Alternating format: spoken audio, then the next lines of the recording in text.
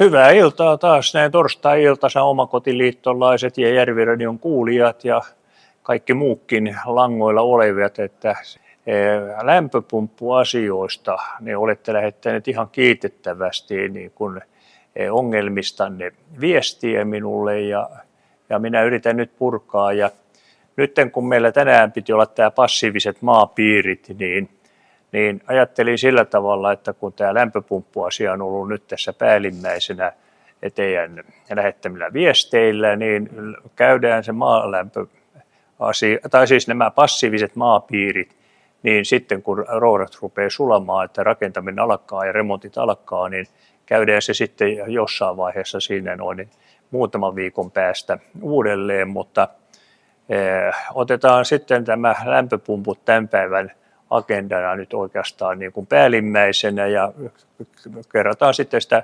sähköistä huoltokirjaakin pikkusen, koska se menee niin kuin vauhdilla uusi sähköinen huoltokirja eteenpäin. Tänään oli justiin siitä yksi palaveri ja ollaan kyllä aikataulussa, että toukokuun kesäkuun vaihteessa, niin kuin on sovittu, niin se rupeaa olemaan käyttökelpoinen. Sitähän on jo useammalla on niin kuin koekäytössä, jotka sitä on nyt niin kuin harjoittelemassa, ja itsellähän se on ollut jo sitten tämä laskentapalvelut ja calculation toolsit niin kuin jo vuosia käytössä, että tässä energiatodistuslaskennassa ja sitten näissä investointilaskessa ja sensorimaailmassa, niin ne on ollut sillä tavalla, ja siitähän tämä on sitten niin kuin kehkeytynyt tämä Omakotiliiton sähköinen huoltokirja. Ja nyt vielä sitten huoltokirjasta sanoisin semmoisen asian, että nyt että ne, jotka rupeaa rakentamaan nuoret, ottakaa se sitten heti käyttöön nyt ennen kuin on piirustuksia ja tämän tyyppisiä asioita tehtynä, niin siellä on, voi sanoa, että heti saa ne talon tiedot sinne koko ajan kerättyä, ja se on nuorille. Ja sitten se, mikä on, että tänne on astunut nyt 1,5 vuoden aikana nämä pankkiirit voimakkaasti tähän huoltokirja-asiaankin mukaan ja lainanantoon ja niin edelleen, että jos ei paperit ole sähköisessä muodossa, niin se on hankalempi lainaa saada. Ja kun siellä on sitten tämä henkilö on pankinjohtajan apuna, joka käsittelee ne paperit ja sähköisesti, ja hän määrittelee sen talon vakuusarvot, ja silloin se tulee niin kuin arvaamattomaankin tämä uusi sähköinen huoltokirja. Ja siihen tulee semmoisia ominaisuuksia, mitä ei vielä ole kenellekään muulla ollut, että Omakotiliitto on tässäkin asiassa niin kuin valovuoden edellä muita. Ja kun huomasitte, niin mulla on uusi kuvakin tullut, että nyt niin ne mekaaniset aurinkopaneelit ja akkuvarastot on nyt muuttunut sitten tämmöiseksi talviseksi kuvaksi, ja siellä se autokin on lämmitystä vaille valmis, että siinä mielessä tämmöinen auringon nousun kuva. Käydään vielä nuo energiakaudet, miten tähän sähköiseen yhteiskuntaan ollaan tultu. Eli siellä oli se 60-luvun musta kausi, sitten oli vihreä kausi, eli sähkö tuli 70-luvun. Silloin Hestholmeni, eli Loviisan ydinvoimalaitokset valmistui, niin piti saada kuormaa aikaiseksi, vakiokuormaa, ja silloin siinä siirryttiin sähköisiin lämmityksiin hyvin voimakkaasti. Mutta sitten alkoi jostain syystä niin tämmöinen mustakausi, jolloin kivihiili, öljy ja kaasu oli aina oikeita energioita, mutta sitten huomattiinkin, että ne vaan sotkee luontoa, ja nyt sitten on päädytty sitten taas noin 2015 jälkeen pikkuhiljaa, ei kovin voimakkaasti, mutta pikkuhiljaa, niin tähän sähkölämmitykseen, ja siellä on suosiota sitten nostaneet voimakkaasti nämä lämpöpumpputuotteet, ja nyt tämä on oikeastaan ensimmäinen tämmöinen pitkä pakkaskausi, että joulun jälkeen heti 27. joulukuuta alkoi tämä pakkaskausi. Tätä on nyt kestänyt melko tarkasti 2 kuukautta, ja nyt sataa vettä. Ja nyt niin nämä asiat, mitkä nyt korostuu näissä lämpöpumppuasioissa, niin liki kaikista asennuksista puuttuu tehovuorottelu. Ja tuntuu siltä, että sitä ei ymmärretä vielä tuolla.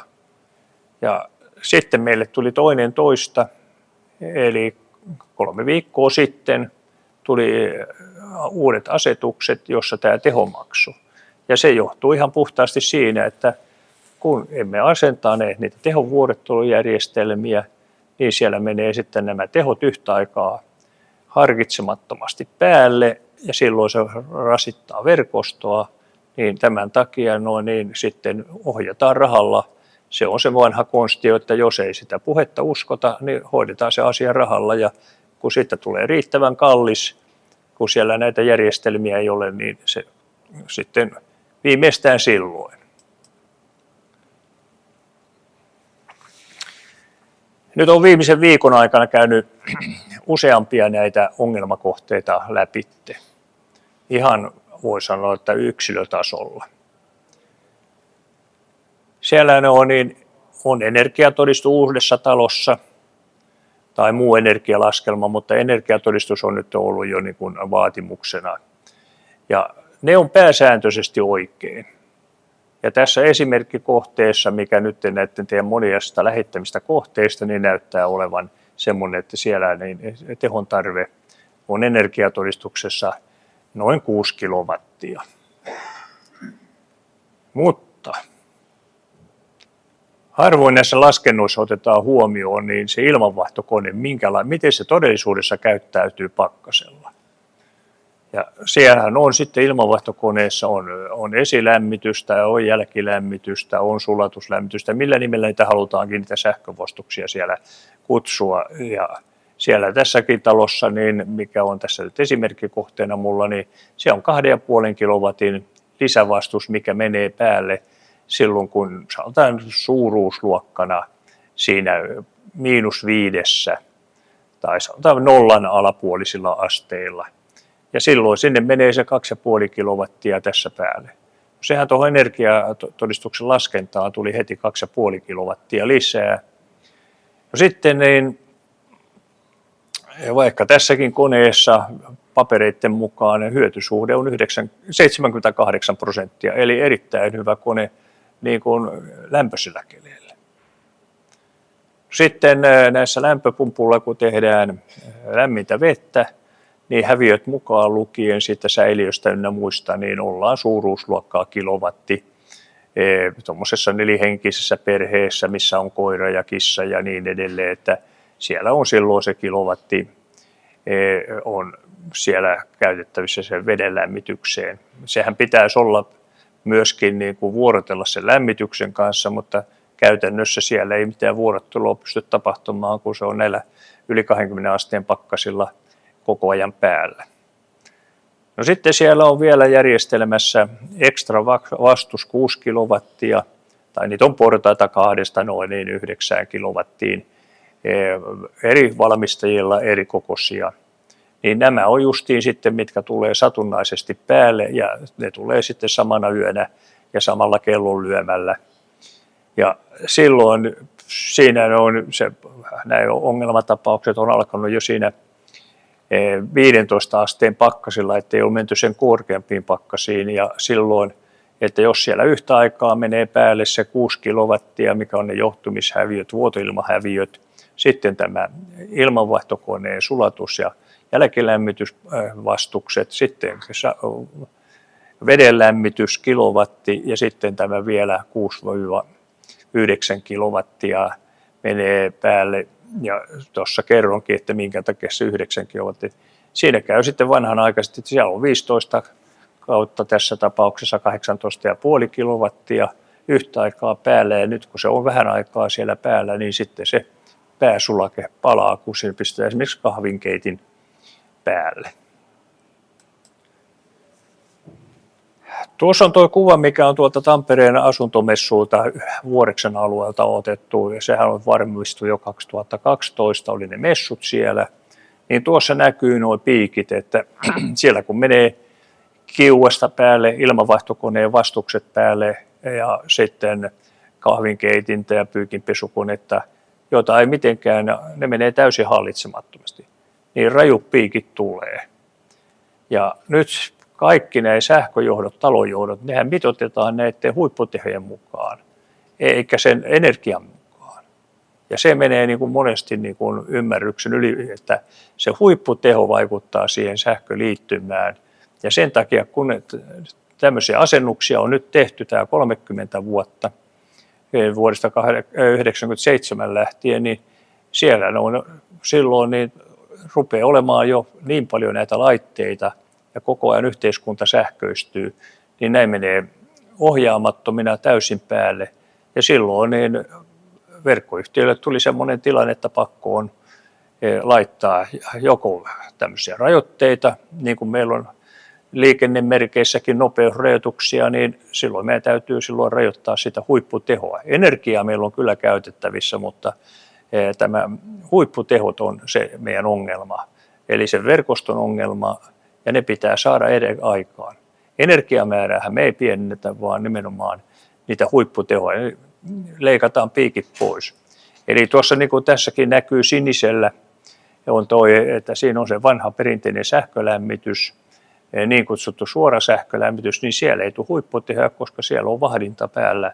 Ja ollut jo vuosikymmeniä järjestelmät ja ne on tehty, mutta nyt silloin kun se 97 tuli tämä uusi sähkömarkkinalaki, niin siinä annettiin meille valtuudet, että me kuluttajat saadaan tehdä mitä me lystetään, mutta kyllä siinä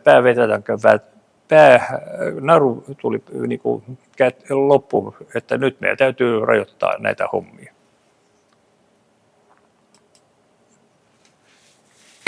Tuossa on sitten se samainen kuva, pysyvyyskäyrät.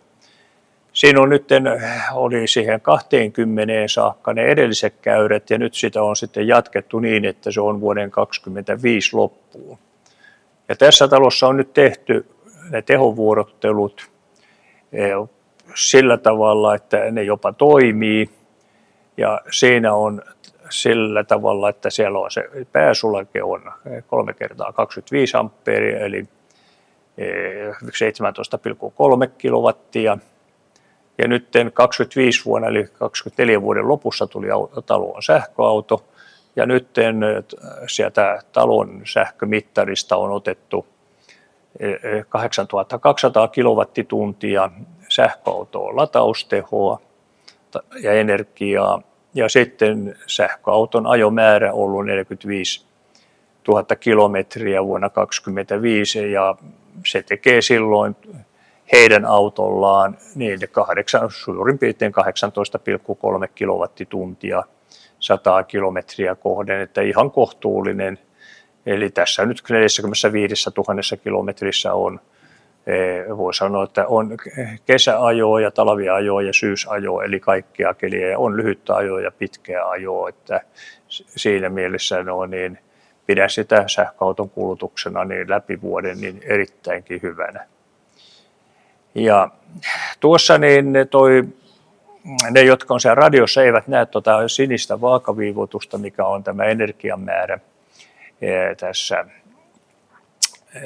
niin kuin sähköautoon käytetty, mutta siinä on että käyttötunnit, että 12 kilowattin tehoa tuossa talossa on käytetty sähköautolla niin 260 tuntia, ilman sähköautoa, eli ne vanhat viivat, mitkä oli sieltä 2013 lähtien, niin 170 tuntia. Sitten 10 kilowattia on käytetty 610 kilowattia, 610 tuntia 10 kilowattia ja ilman sähköautoa oli aikaisemmat 280 tuntia. 8 kilowattia on käytetty 1040 tuntia ja ilman sähköautoa 660. Ja sitten 6 kilowattia 1400 tuntia sähköautolla ja 1050 tuntia ilman sähköautoa.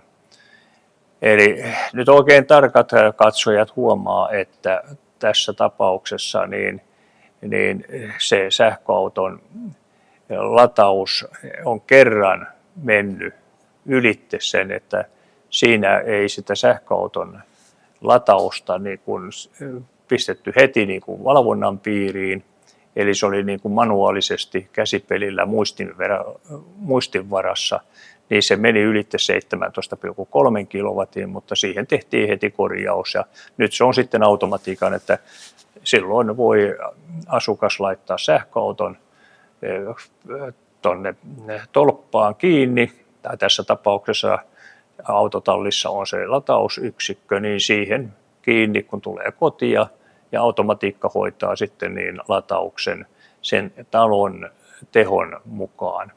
Autosta tietysti voi laittaa, niin kuin siellä onkin, että kännykällä voi autosta laittaa nämä tehot ja latausajat päälle, mutta se autohan ei tiedä mitään siitä kiinteistön sähkön käytöstä, niin se pitää olla tämän kiinteistön tehonvuorottelusäätöjärjestelmän perässä.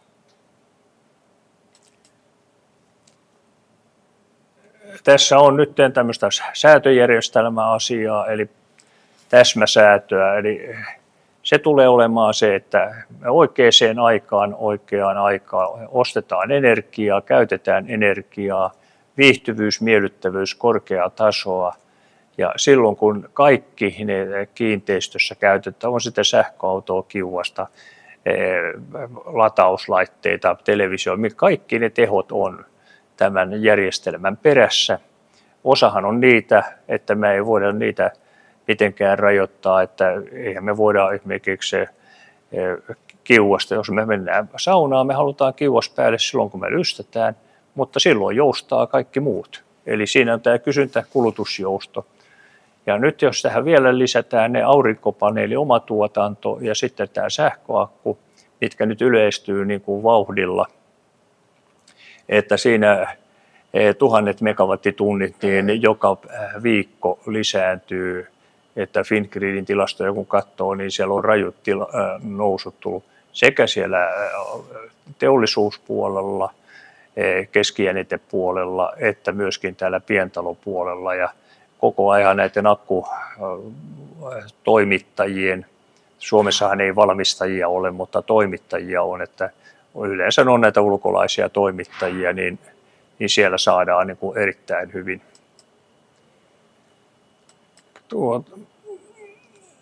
Tuossa on vähän ominaisuuksia, mutta otetaan toi kuva.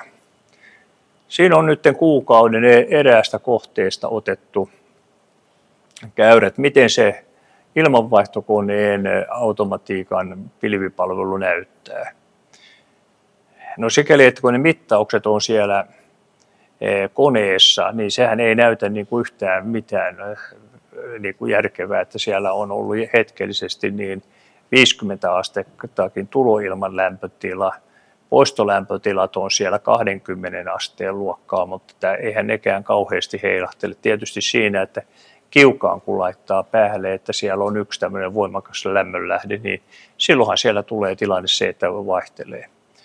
Mutta tässä niin kuin hyvin näkee, että sitten tuo oranssi on siinä, niin se vaikka on 78%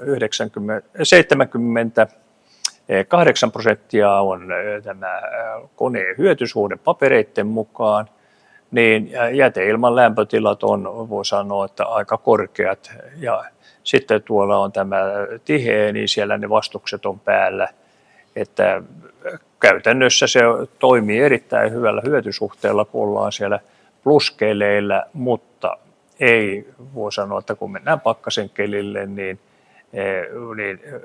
ei toimi. Sitten olen ottanut tuosta niin korkealaatuisen ilmavesilämpöpumpun käppyrät, että miten ne käppyrät menee. Siinä on, voi sanoa, että 2 koneen tyypit ja sikäli, että siinä on ihan esitteessä kerrottu, että tämä toinen malli, se pysäyttää toiminnan -20. Ja nyt meillä on niitä yli 20 asteen pakkasia ollut reippaasti, niin tämä laite toimii erittäin hyvällä hyötysuhteella ja siihen saakka, kun sillä on luvattukin. Eli kannattaa niin kuin katsoa, että mihin se on suunniteltu se kone. Jos on valmistaja sanoo, että se on -20, niin se on se raja ja silloin pitää sen kylmemmille alueille laittaa muuta lisälämmitystä. Ja tässä koneessahan on sitten se esimerkiksi 9 kilowattin, eli kun äsken mentiin noita tehoja läpi, että mitä siellä todellisuudessa tarvittaisiin, niin ei se 9 kilowattin vastus tässä, että kone ei anna mitään, että se pysäyttää -20, 9 kilowattin vastus menee päälle, niin silloin se pitäisi piisata, mutta ei se piisaa, kun jos on semmoinen ilmanvaihtokone, jossa vaatii paljon tehoa. Sitten samalta valmistajalta, merkittävältä valmistajalta, niin on toinen kone, jossa luvataankin sitten, että se toimii 25 asteeseen. Siinä ihan sama tilanne ja silloin tämä kumpikin kone, mikä on tässä nyt sinisellä, niin se piisaa hyvin tai justiin, erittäin hyvin, eli tämmöiseen passiivitaloon. Mutta sitten normaalitaloon, mitä nyt hyvin paljon ollaan, että on näitä talopakettitaloja, niin nehän ei ole mitään passiivitaloja, niin silloin sinne se ei riitä. Ja samaten myöskin tämä parempi kone, mikä sitten sen energiatodistuksen perusteella olisi tähän taloon sopiva, niin ei sekään oikeastaan riitä, että se on nippanappa, se on, piisaa sekin. Eli, mutta se kuitenkin pystyy toimimaan vielä siellä 25 asteeseen, että se lisälaitteiden, lisälämmittimien tarve on siinä vähäisempi. Että tämä kannattaa niin kuin miettiä, että koska nyt jos te laitatte sinne tulisijaa ja tämmöistä, niin siinä on ihan, voi sanoa, että toimii. No, sitten tämä hyvän ilmalämpöpumpun tehokäyrä. Otetaan tuossa tuo keltainen viiva, mikä lähtee siinä, että talo on noin 10 kilowattia, olisi sen talon tarve, todellinen tarve. Eli noin 154 talo. No siellä niin tämmöinen lämpöpumppu niin toimii, sanotaan erittäinkin hyvin, niin justiin siihen -10 asteeseen. Eli tämäkään ei voi olla sen talon niin kuin ainut lämmönlähde, vaan siellä pitää olla sitä takkaa, leivinuunia ynnä muita lämmityslaitteita, mitä halutaankin. Ja nyt se tuossa 10 asteen kohdalla, niin siinä silloin niin siihen saakka toimii hyvin. Mutta tämä on, voi sanoa, että merkittävä valmistajan ja huipputuote. Niin silloin se toimii vielä niin -35. Mutta jos se antaa parhaimmillaan suurin piirtein sitä tehoa, semmoisen 5,5 kilowattia, tämä malli, mistä tämä käyrä on piirretty, niin sitten se antaa vain 2,5, että se menee alle puoleen siitä, mitä se antaa parhaimmillaan. Ja sitten tuo vihreä käyrä on tämä niin kutsuttu koppiarvo, niin se on silloin, kun parhaalla hetkellä, niin se koppiarvo on siellä 3 luokkaa, niin sitten se on enää, että tuossa vajalla 2 kilowattilla saadaan 3,5 kilowattia. Näin se menee sitten, että se höyrystyminen siellä kennossa on niin paljon vähäisempää, että sieltä ei saada ja koppiarvot on, että tämä kannattaa niin kuin miettiä, että miten se kokonaisjärjestelmä, että tässäkin tulee esille se, että yhdellä hyvällä järjestelmällä ei saa toimivaa, että siinä pitää olla tämmöinen useampi lämmönlähde siinä talossa.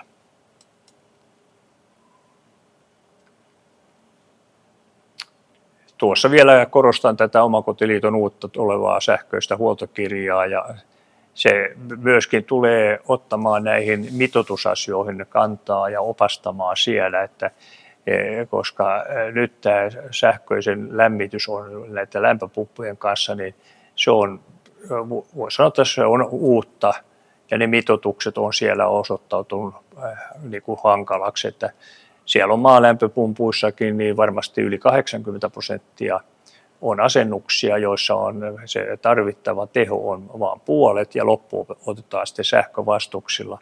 Ja se kasvattaa sitten tuolla erittäinkin voimakkaasti sitä piikkiä siellä sähköverkossa. Ja se on se meidän ongelma. Ja nyt sitten kun se talo niin kun tehdään, niin se akustoille ehdottomasti se varaus, että miettii silloin jo arkkitehdin kanssa sen, että mihinkä kohtaa se akustot sijoitetaan. Ja mitoitukset saa kyllä sitten niin akkutoimittajilta, että siinä mielessä kannattaa sellaista yhteistyötä tehdä, että esimerkiksi akkutoimittajat, aurinkopaneelitoimittajat toimivat paljon yhdessä, niin heiltä saa silloin niin hyvää neuvoa ja opastusta.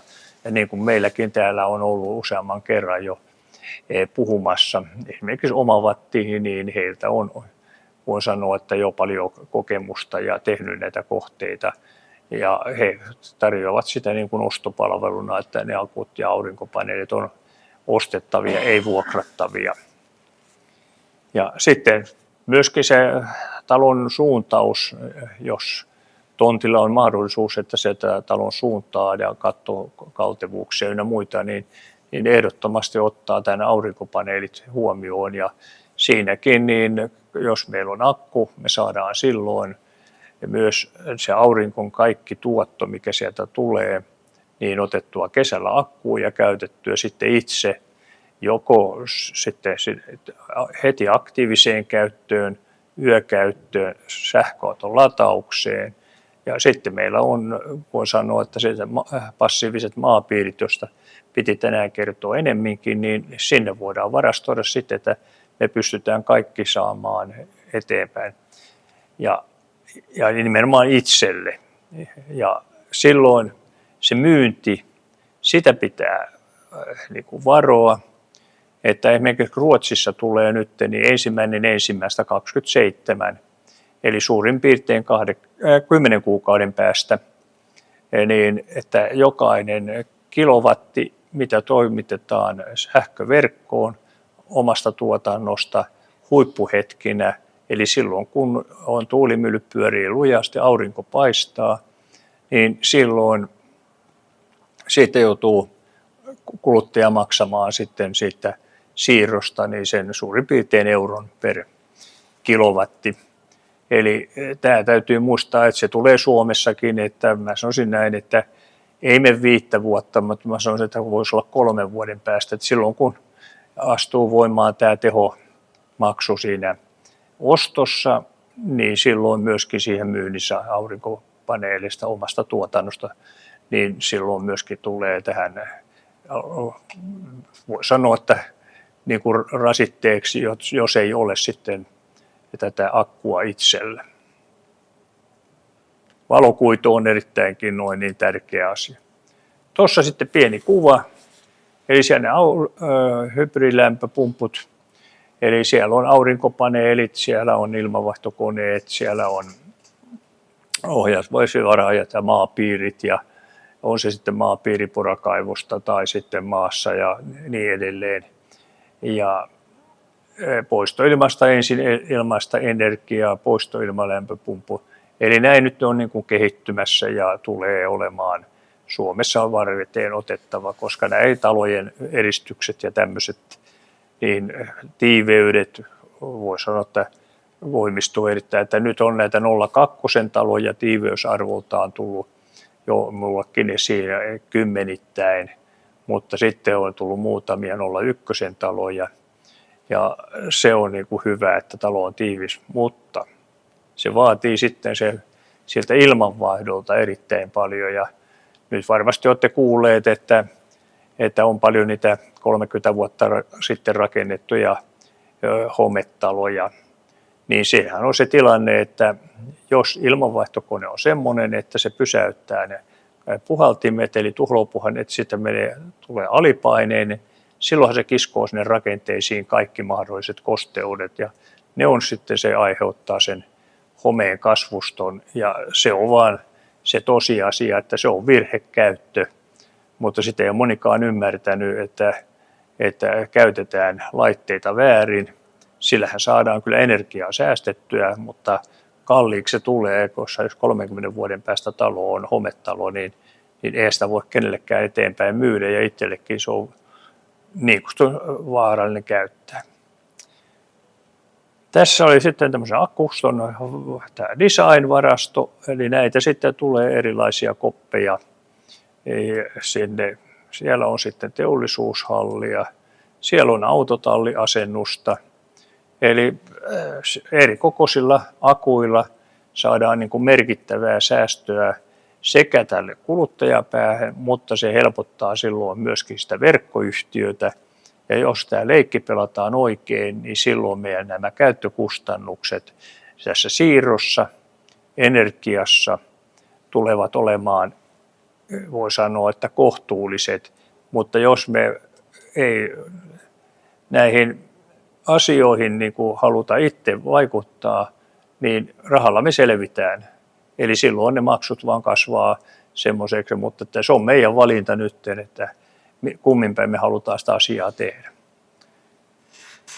Ja minä kiitän tässä vaiheessa. Kellot näyttää justiin semmoiselta, että minun puheenvuoroaika on päättymässä ja minä kiitän mielenkiinnosta ja kysymyksiä tuonne minun sähköpostiosoitteeseen eli heikki.lehtiniemi@omakotiliitto.fi. Ja taas ensi torstaina tapaamme tällä kanavalla uudelleen ja se on siellä koko ajan niin kuin näkyvissä nämä webinaarit meillä, että sieltä voi käydä myöhemminkin katsomassa, että tervetuloa meidän kanavalle. Kiitoksia.